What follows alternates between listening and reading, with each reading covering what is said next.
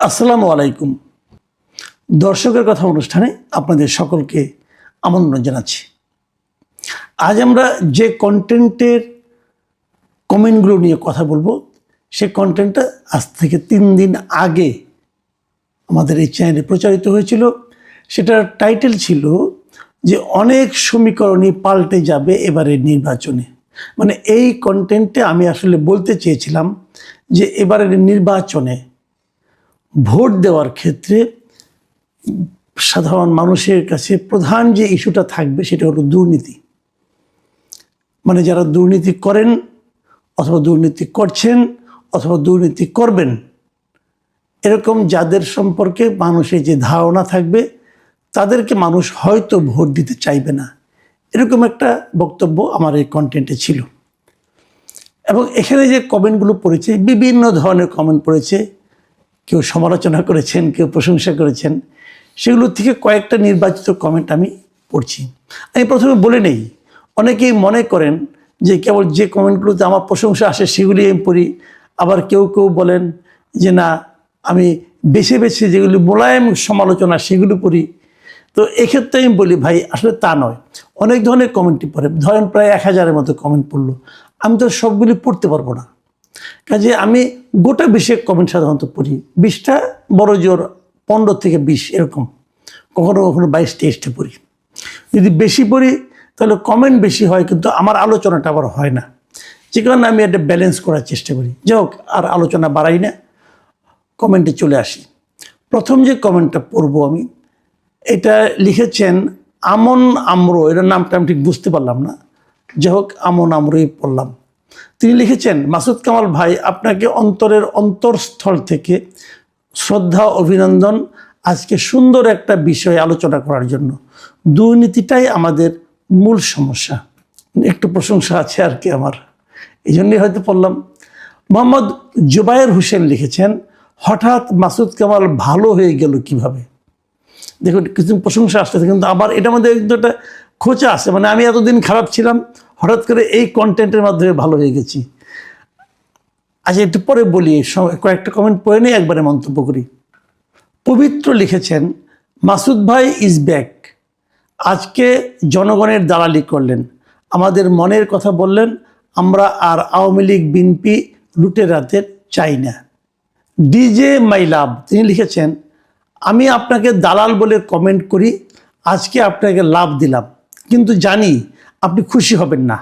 আমরা সাধারণ মানুষ চাই আমাদের একটা সুশীল সমাজটা নৈবেত্তিক কথা বলুক। জামাত হোক, এনসিপি, বিএনপি বাংলাদেশের পক্ষে, কোনো দলের পক্ষে নয়। যাই হোক, একে লক্ষ্য করেন, ডিজে মাই লাভ, আপনি ডিজের মধ্যে লিখেছেন। আপনি এত বড় একটা লেখা লিখেছেন, মাঝখানে কোথাও দাড়ি, কমা না সেমিকোলন কিচ্ছু নাই। কাজে আমি কিন্তু বুঝতে পারি না, বিভ্রান্ত হয়ে যাই যে কোনটা আপনার সেন্টেন্স হলো। কাজে আমি আমার মতো করে পড়েছি, শেষ দিকে এসে কিন্তু আমিও এলোমেলো বাঁধিয়ে ফেলেছি। কাজে আমি সবাইকে অনুরোধ করব, যখন কমেন্ট করবেন এই জ্যোতি চিহ্নগুলো একটু দিয়েন। মানে কোথায় আমাকে থামতে হবে এটা যদি আপনি বলে দেন তাহলে ভালো হয়। কারণ আমি যদি আমার মতো করে থামি তাহলে হয়তো অর্থটা ভুলও হতে পারে। সবাইকে রিকোয়েস্ট, এই কাজটা করবেন। যাও, আমি এখন এই যে কয়েকটা কমেন্ট পড়লাম, যারা আমাকে প্রশংসা করলেন, যারা আমাকে সমালোচনা করলেন, তাদের আরও কিছু আছে, এরকম পরে বলছি। এখানে দেখুন, একটা জিনিস হলো কি, অনেকে আমাকে মাঝখানে অনেকদিন পছন্দ করেন না, আজকে আবার করেছেন। তার মানে এই না আগামীকাল করবেন। বিষয়টা দাঁড়াচ্ছে এটাই, আমাদের যে মন মানসিকতা। ধরেন আপনি একটা কথা ভাবেন, যদি আপনার ভাবনার সঙ্গে আমার ভাবনাটা মিলে যায় তাহলে আপনি মনে করেন আমি জনগণের পক্ষে আছি। আর যদি আপনার ভাবনার সঙ্গে আমার ভাবনাটা না মিলে যায় তাহলে আপনি ভাবেন আমি দালাল হয়ে গেছি। অথবা আমাদের অনেকে কিন্তু রাজনৈতিকভাবে কোনো না কোনো দলের সঙ্গে নিজের নৈকট্য অনুভব করেন। অনেকে মনে করেন যে তিনি হয়তো বিএনপি করতে চান, অনেকে আছেন জামাতের পক্ষে, অনেকে আছেন আওয়ামী লীগের পক্ষে। এখন আমার এই বক্তব্যটা যদি জামাতের পক্ষে যায়, অথবা আপনি যদি মনে করেন যে জামাতের পক্ষে গিয়েছে, তাহলে আপনি মনে করেন যে আমি ঠিক আছি। ভাই, আমি আমার জায়গাতে আছি, আমার হিসাবটা আপনারা একটু খেয়াল করার চেষ্টা করেন। আমি কি বলেছি, আমি কোনো দলের লোক না রে ভাই। আমি বেসিক্যালি সাংবাদিকতাই করেছি গত 3.5 দশক ধরে। দোয়া করবেন যেন শেষ পর্যন্ত সাংবাদিক হিসাবেই মরতে পারি। আর আমার কোনো রাজনৈতিক অভিলাষ নাই, আমার কোনো রাজনৈতিক সম্পৃক্ততা নাই কোনো দলের সঙ্গে। আমি যখন যেটা ভালো লাগে সেটাকে ভালো বলি, যেটাকে খারাপ লাগে সেটাকে খারাপ বলি।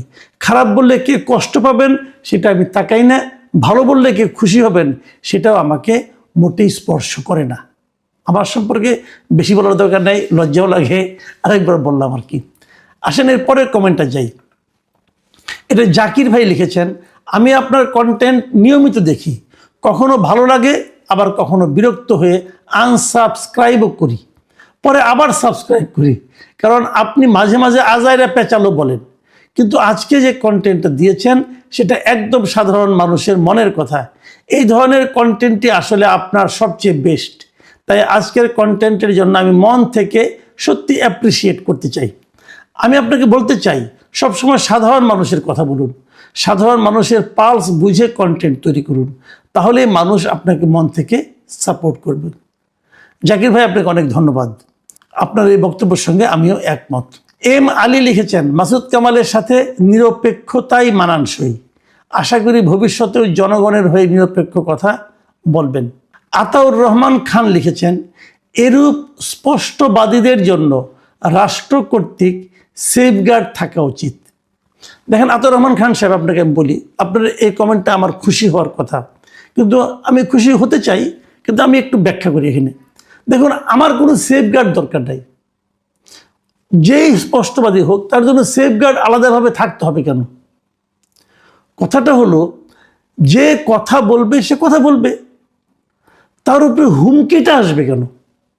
হুমকি না আসলে সে সেফ। যারা এই ধরনের হুমকি ক্রিয়েট করেন অথবা যারা মব করেন, যারা গালাগালি করেন, যারা তার জীবনকে অতিষ্ঠ করে তুলতে চান, বরং তাদের ব্যাপারে রাষ্ট্র ব্যবস্থা নিক। সেটা কিন্তু আমার জন্য না, সবার জন্যই হোক। আমাকে আলাদাভাবে কোনো সেফটি দেওয়ার দরকার নেই। আমার সেফটি আমি আছি, আল্লাহ আছে, কোনো সমস্যা নেই, হয়ে যাবে। কিন্তু আমার কথা হলো কি, ওই দুষ্ট লোকদের প্রতিহত করা এটা রাষ্ট্রের দায়িত্ব। আলাদাভাবে বাড়তিভাবে আমার জন্য কোনো সেফটির দরকার নেই। শাহিন মোহাম্মদ লিখেছেন, মাসুদ কামাল ভাই, আমি একটি অনুভূতির কথা বলি, এটা প্লিজ একটু মন দিয়ে শুনেন। আমার এরকম প্রবাসীর 2-3টা অনুভূতি আছে, 2-3 জনের এক্সপিরিয়েন্স আছে, আপনারা একটু শুনেন মন দিয়ে। শাহিন মোহাম্মদ তিনি লিখেছেন, মাসুদ কামাল ভাই, আমি একটি অনুভূতির কথা বলি। আমি একজন প্রবাসী। যখন আমি বাড়িতে ফোন করি তখন আমার ছোট বাচ্চা, বয়স 5 বছর হবে, তখন সে দাঁড়িপাল্লার পক্ষে স্লোগান দেয়। হয়তো সে সোশ্যাল মিডিয়া থেকে স্লোগান শিখেছে, কিন্তু সেটা বড় কথা নয়। এর স্লোগান আমার স্ত্রী হতে শুরু করে পরিবারের সবার মধ্যে একটা আবেগ সৃষ্টি করে। আমার পরিবারের মনোভাব দেখে বোঝা যায় তারা দাঁড়িপাল্লার প্রতি দুর্বল হয়ে গেছে। কিন্তু আমি নিজে বিএনপি করি, বিএনপির ওয়ার্ডের নেতা ছিলাম। এখন আমি কি করি? আমার মত কি তাদের উপর চাপিয়ে দেওয়া উচিত হবে? খেয়াল করেন, এটা হয়তো অনেকে বলবেন যে না ভাই, এই লোকও বিএনপি করে, এই লোকও জামাত করে, এই বিএনপির নাম করে সে জামাতের পক্ষে বলতেছে। ভাই দেখেন, অনেক কিছু হতে পারে, উনি যেটা বলেছেন সেটাকে আমি সত্য মনে করি। আমি ওনাকে বলবো, ভাই আপনার মত আপনি কারোর উপর চাপিয়ে দিন না। প্রত্যেকটা মানুষের নিজস্ব একটা মত থাকা উচিত। আপনি যদি বলেন তোমরা এটা করে, চাপাই দিলে সেই মত যে উনি রাখবেন ভোট কেন্দ্রে, যে আপনি জানেন না, কাজে কোনো দরকার নাই। আপনার ভোট আপনি দেন, ওনার ভোট ওনাদেরকে দিতে দেন, সেটাই গণতন্ত্র। একই বাড়ির মধ্যে 5 ধরনের ভোট থাকতে পারে, সেটাই গণতন্ত্র। সবাইকে দল বেঁধে একই মার্কায় ভোট দিতে হবে কেন? আমরা দেখি কার মত থেকে শেষ পর্যন্ত। আচ্ছা, এই একই ধরনের আরেকটা পড়ি আপনাদেরকে। আব্দুর রহিম লিখেছেন, মাসুদ কামাল ভাই কেমন আছেন? আমি একজন আবুধাবি প্রবাসী, আপনার সাথে কথা হয়েছিল। হ্যাঁ, আমার যদ্দূর মনে পড়ে আপনি আমার সঙ্গে একবার ফোনে কথা বলেছিলেন, একবার না বোধহয় একাধিকবার কথা বলেছিলেন। সীতাকুণ্ডতে বাড়ি, আমার একজন প্রবাসী ভাই এখানে আছেন, তার পরিবার নিয়ে থাকেন। শিবিরের লোকজন তার সম্পত্তির দখল নিয়ে নিয়েছে। আমাকে বলতেছে, ভাই আমি এখন কি করব, কোথায় যাব?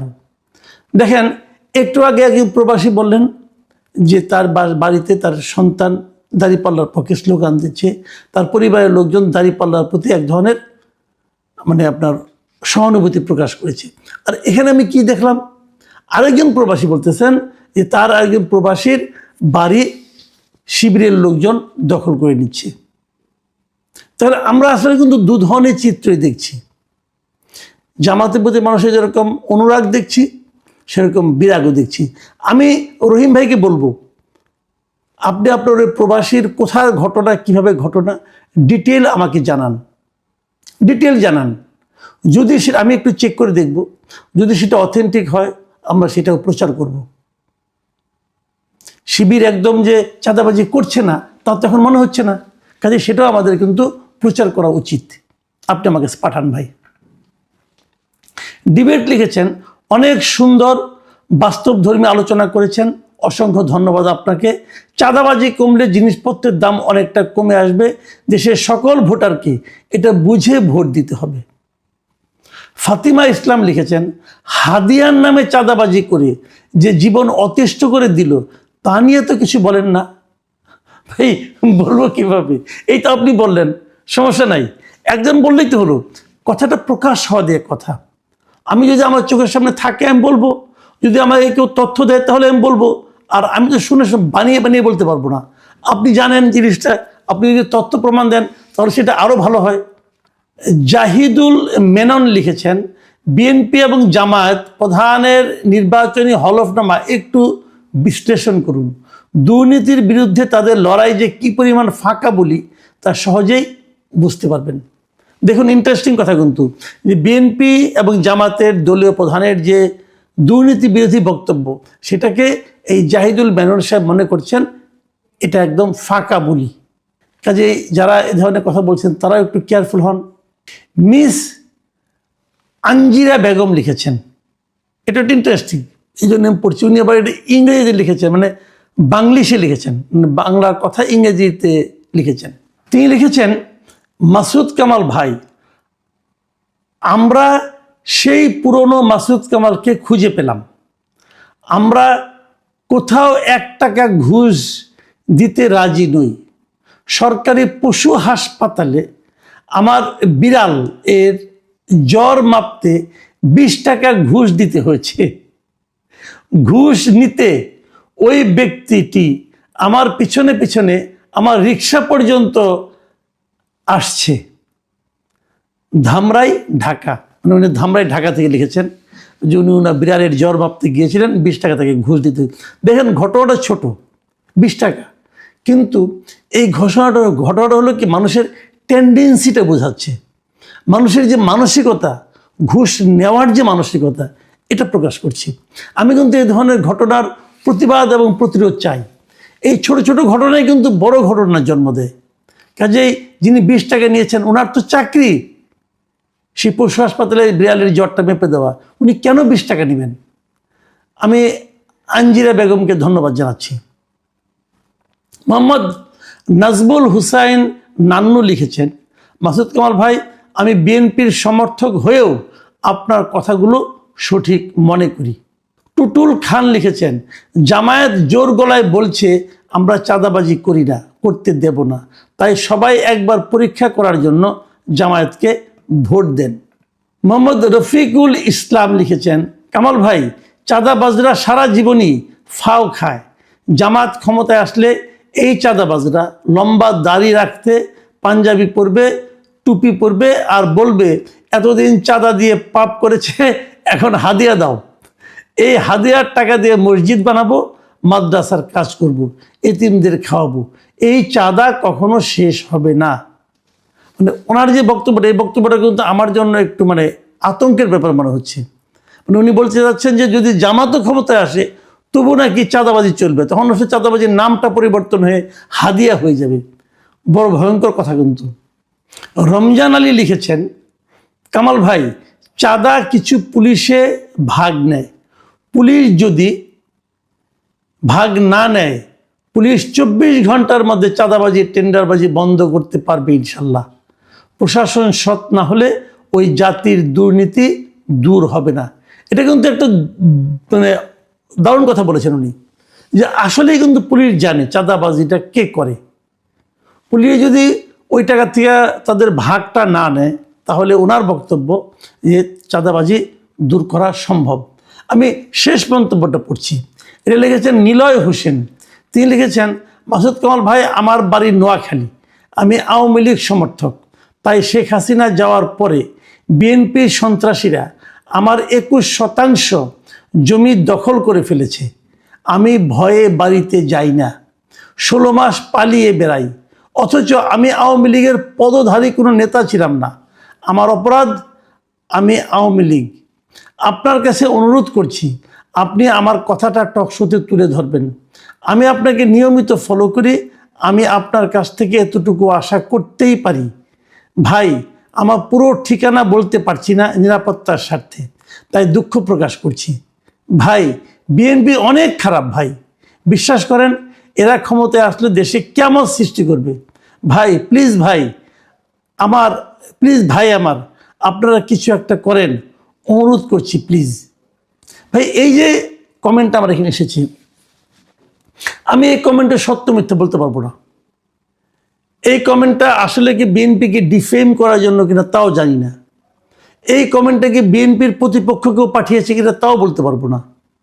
কিন্তু আমি খালি এটুকু বলবো যে এই ধরনের ঘটনা কি আসলেই ঘটছে না? আমি নিলয় হোসেন সাহেব, আপনাকে আমি রিকোয়েস্ট করব, আপনি নাম ঠিকানা বলতে চাচ্ছেন না প্রকাশ্যে, ঠিক আছে, আপনি আমাকে আমার হোয়াটসঅ্যাপ নাম্বারে আপনি ডিটেল আমাকে পাঠান, কোথাকার ঘটনা।